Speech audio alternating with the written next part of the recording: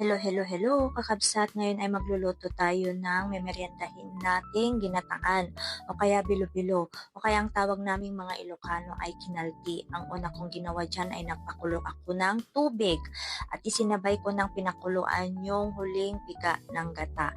Pwede nyo ring isabay ng sabayan ng pandan leaves na pakuluan kung gusto nyo ng mas mabango. Pag kumulan na yan ay pwede na nating ilagay sunod-sunod yung matitigas o kaya mahihirap lutuin kagaya ng kamote, tugi, saging o kaya minsan kamoteng kahoy yung mga ilalagay din. Ang pinampatamis ko dyan ay condensed milk. Pag kumulo na yan, condensed milk ang pinampatamis ko. Pwede ring brown sugar. Yan, pag naluto na, ilagay mo na rin yung sago and then yung nabilog-bilog nating sticky rice o kaya glutinous rice.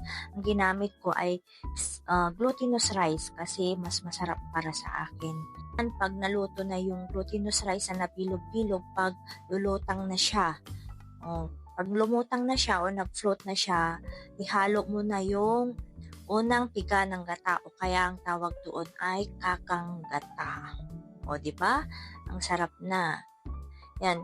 Minsan, yung mga iba ay nilalagay nila, natitira sila ng glutinous rice and then tinutunaw nila sa tubig. Tapos, yun ang pampalapot nila. Pwede rin ng ganun.